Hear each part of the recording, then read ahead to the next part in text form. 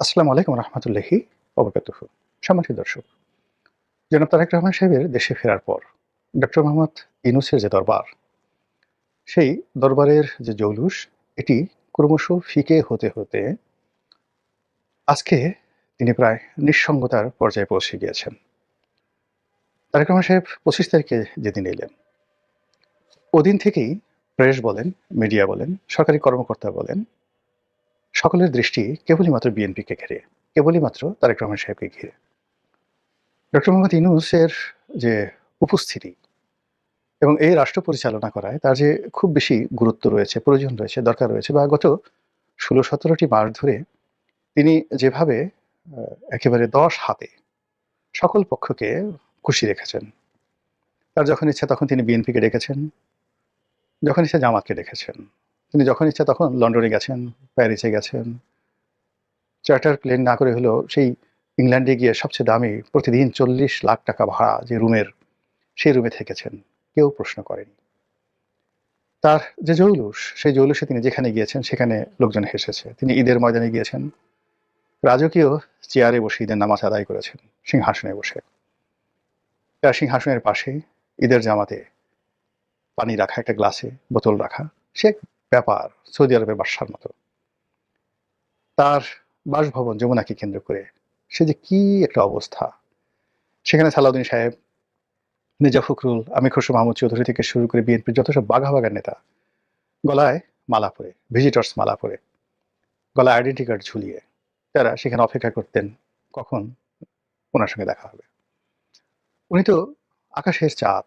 উনার ছোট ছোট যে সকল তারকা, যেমন জনাব আলী রিয়াজ সাহেব আছেন, জনাব শফিকুল ইসলাম আছেন বা শফিকুল আলম, যিনি প্রেস সচিব, তার বিশেষ সহকারী যারা ছিলেন, সেই মনির হায়দার থেকে শুরু করে অন্যান্য যারা আছেন, তাদের স্পর্শ পাওয়ার জন্য, তাদের বদান্যতা পাওয়ার জন্য কত মানুষ যে গত ১৫ বছর আত্মাহুতি দিয়েছেন তার কোনো ইয়াত্তা নেই।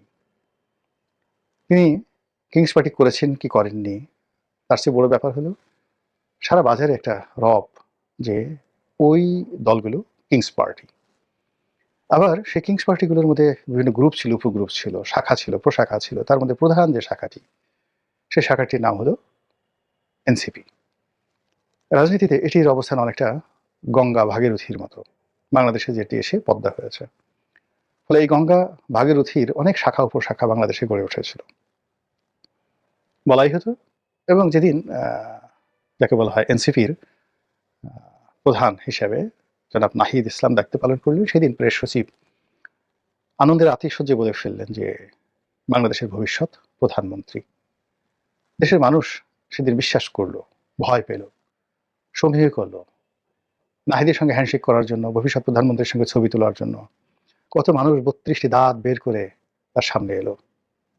প্রথম আলোর মতিউর রহমান, মাহফুজ আনাম সাহেবের মতো মানুষ নাহিদ ইসলামের সাথে হাত মিলানোর জন্য, তারপর তাকে সম্মান জানানোর জন্য, তার সাথে মোলাকাত করার জন্য যে আধিক্ষেতা তারা দেখালেন, এমন আধিক্ষেতা ওনারা কোনো দিন শেখ হাসিনা, বেগম খালেদা জিয়া, তারেক রহমান সাহেব কারোর সঙ্গে দেখাননি।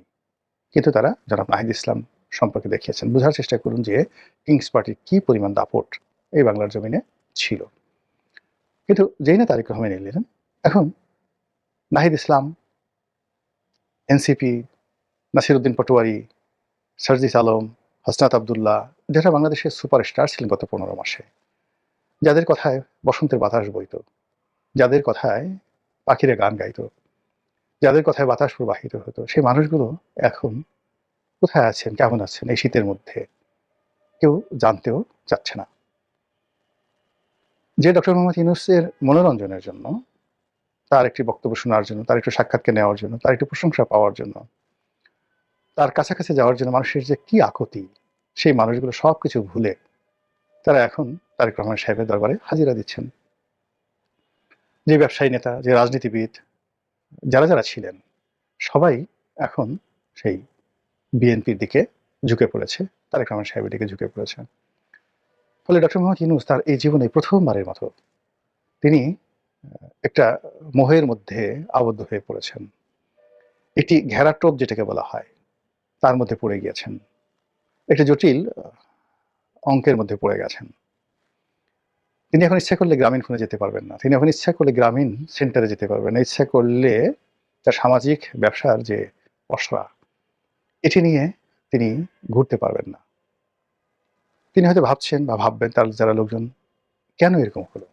এই তো কয়দিন আগে তিনি যখন লন্ডনে গেলেন, তারেক রহমান সাহেব তার দলবল নিয়ে তার সঙ্গে দেখা করতে আসছেন, সে কি বিনয়, কি ভদ্রতা, কি আনুগত্য। কিন্তু যেই মুহূর্তে তারেক রহমান সাহেব বাংলাদেশে এলেন, পরিবেশ পরিস্থিতির কারণে তিনি হঠাৎ করে প্রধানমন্ত্রীর মতো তার একটা ইমেজ তৈরি হয়ে গেল, লোকজন তাকে ওইভাবে সম্মান সময় শুরু করলো।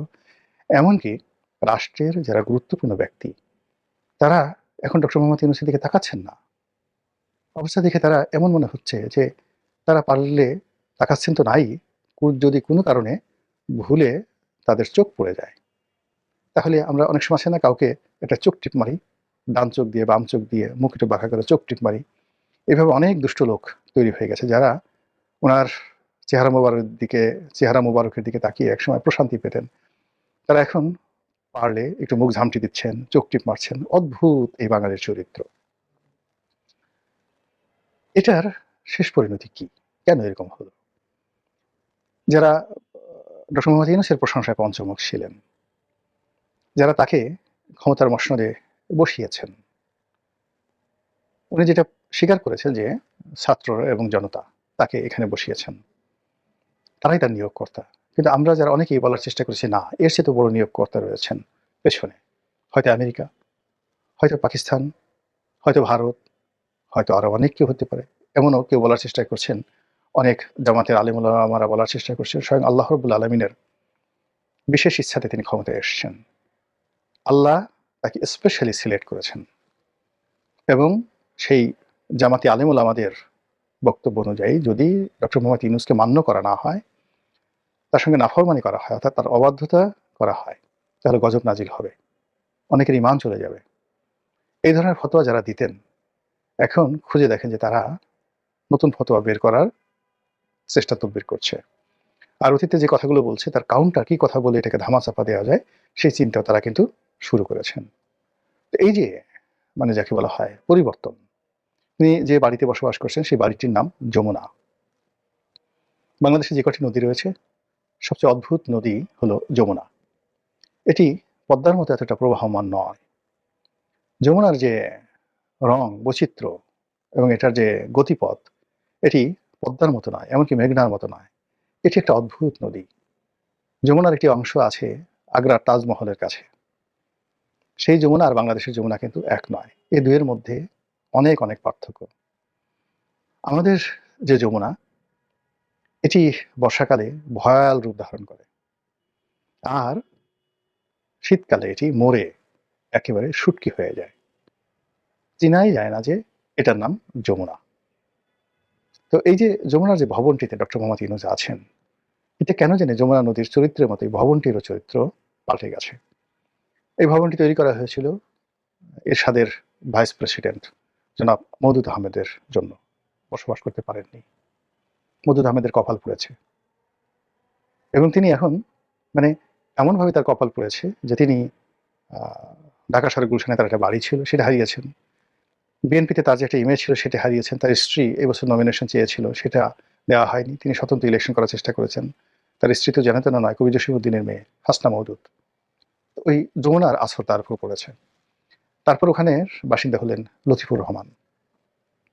সেই লতিফুর রহমান সাহেবের যিনি তত্ত্বাবধায়ক সরকারের প্রধান ছিলেন, তার কপালে অনেক দুর্ভোগ, অনেক দুর্দশা এসেছে এবং তার এই দুনিয়া থেকে বিদায় ভীষণ রকম কষ্টকর ছিল।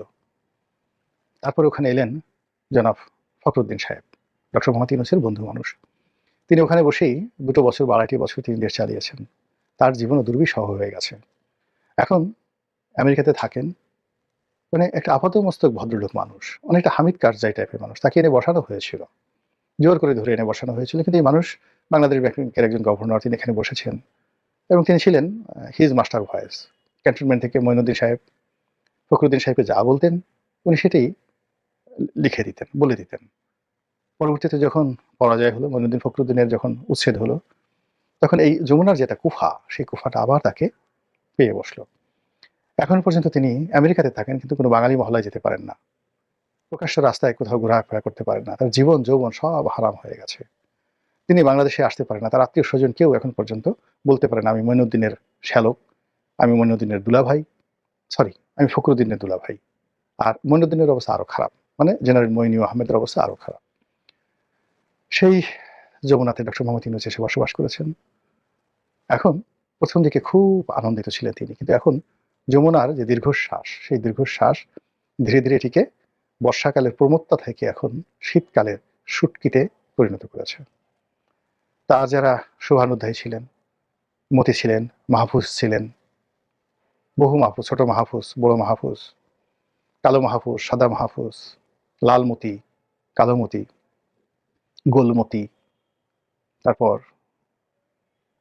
মানে বহু রকম, মানে তার কাছে যারা যারা গিয়েছেন এদের বহু রং বিচিত্র ছিল, বহু মানুষ তার কাছে গিয়েছিল। এখন তারা সবাই তাকে খেকে ছেড়ে যাচ্ছে, কেউ তার নাম উচ্চারণ করতে চাচ্ছে না। অনেকে তার পরিবর্তে এখন তারেক রহমান সাহেবের গুণগান করছে, বিএনপির গুণগান করছে, বিএনপির আজকে বিএনপির হাতে ক্ষমতা দেওয়া হোক, এরকম কথাবার্তা হচ্ছে।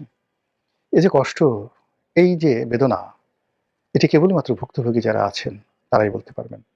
সেই দিক থেকে ডক্টর মোহাম্মদ ইউনূস তার এই মানে প্রবীণ বয়সে, প্রান্তিক বয়সে, জীবনের শেষ প্রান্তে, আমি চাই তিনি ভালো থাকুন, নিঃসঙ্গতা কাটিয়ে উঠুন, তার একটি সম্মানজনক পরিবর্তন হোক, ট্রানজিশন হোক, ক্ষমতা হস্তান্তর হোক, এবং তিনি যেন এই বাংলার মাটিতে মঈনুদ্দিন ফখরুদ্দিনের মতো না হন।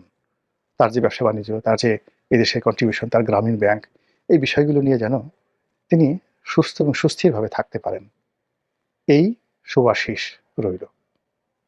আসসালামু আলাইকুম রহমতুল্লাহি ওয়া বারাকাতুহু।